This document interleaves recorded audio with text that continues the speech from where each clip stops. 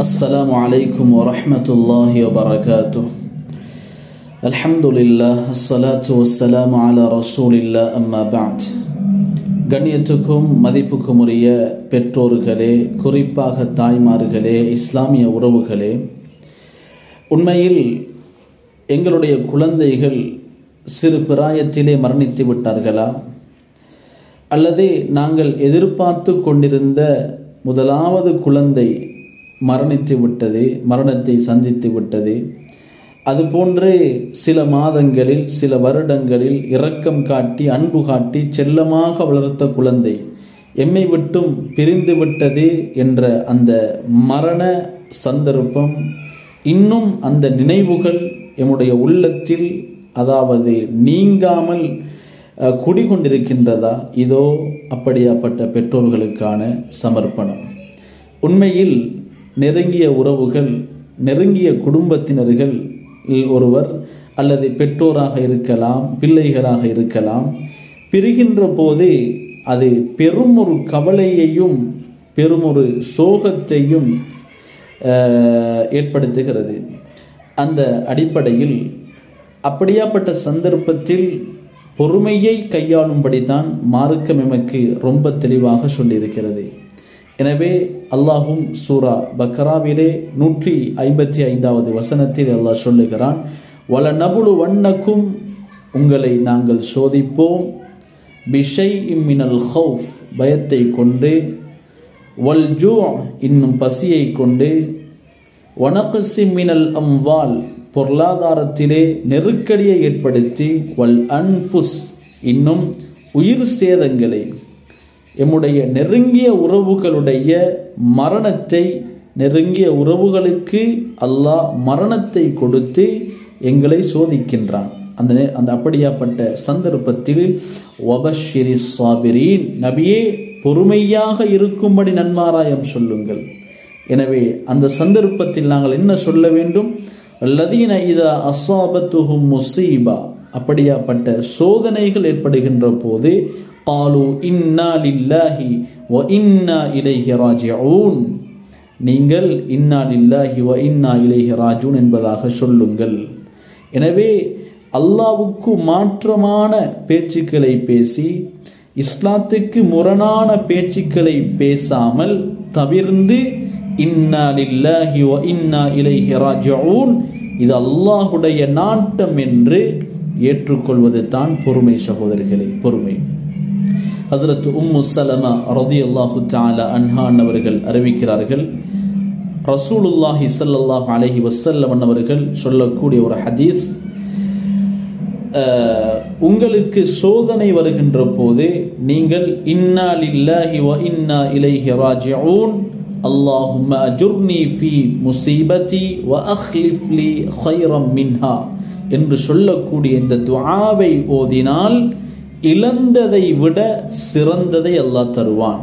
குழந்தையை அதாவது இழந்திருக்கிறோமா, அதைவிட சிறந்த குழந்தையை, அதைவிட அழகான குழந்தைகளை, எமக்கு கண் குளிர்ச்சியை ஏற்படுத்தக்கூடிய குழந்தைகளை அல்லாஹ் நிச்சயம் தருவான்.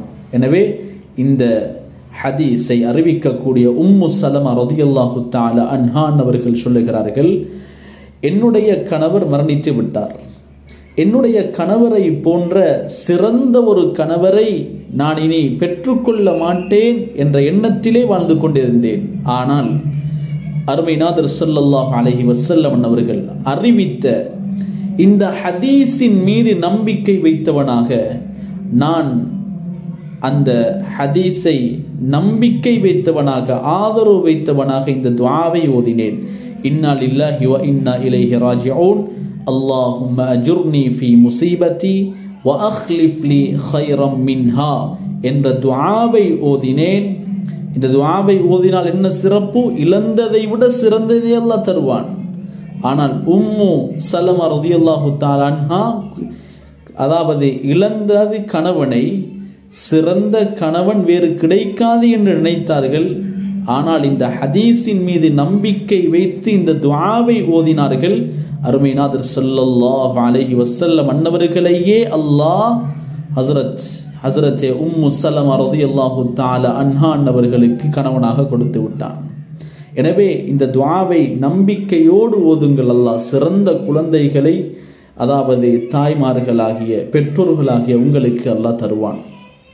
அதுபோன்று இப்படியாப்பட்ட சோகங்கள் எமக்கு மாத்திரமல்ல, எம்முடைய அன்பு ரசூலுல்லாஹி ஸல்லல்லாஹு அலைஹி வஸல்லம் அன்னவர்கள் கூட, அதாவது அவர்களுடைய ஒரு குழந்தை இப்ராஹிம் என்ற குழந்தை 1.5 வயது, சுமார் 18 மாதங்கள் இருக்கும் பொழுதே மரணத்தை தழுவியது. ரசூலுல்லாஹி ஸல்லல்லாஹு அலைஹி வஸல்லம் அன்னவர்கள் குழந்தையை கையிலே ஏந்தியவர்களாக கண்ணீர் வடித்தார்கள்.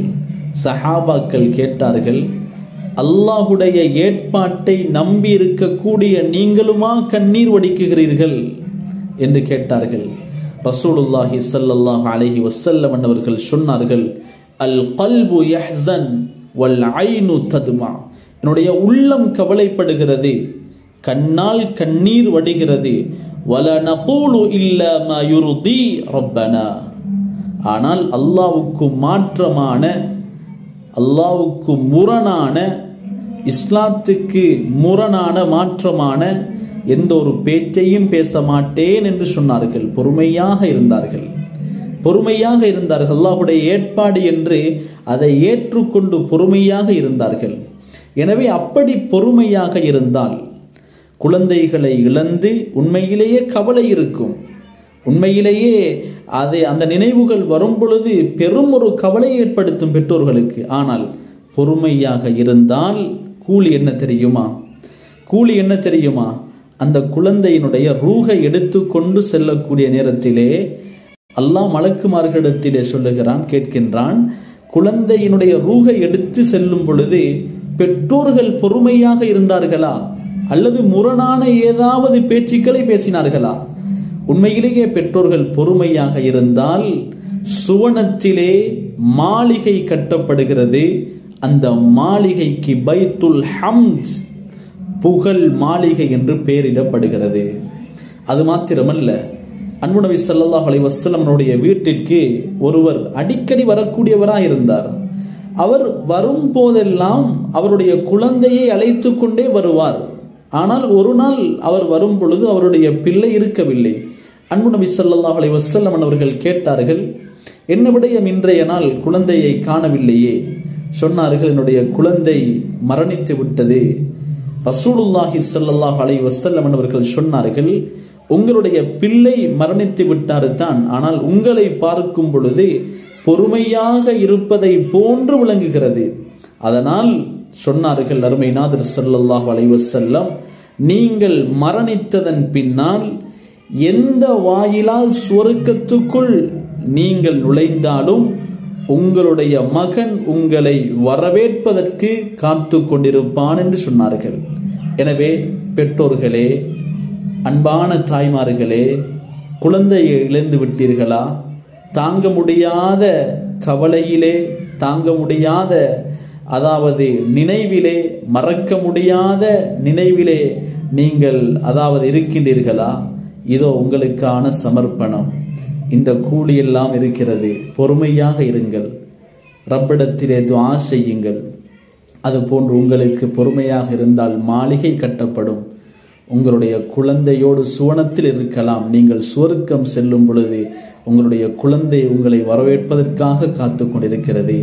எனவே பொறுமையாக இருங்கள், நினைவுகளை விடுங்கள், இந்த நன்மாராயங்களை நினைத்து சந்தோஷப்படுங்கள். அல்லாஹ் ரப்புல் இஸ்ஸத் ஜல்ல சுப்ஹானஹு வ தஆலா இப்படியாப்பட்ட பாக்கியத்தை இழந்த குழந்தைகளுடைய பெற்றோர்களுக்கு அல்லாஹ் கொடுப்பானாக.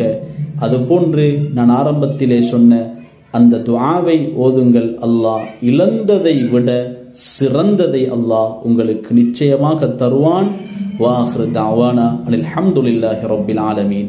அஸ்ஸலாமு அலைக்கும் வரஹ்மத்துல்லாஹி வபரகாத்துஹு.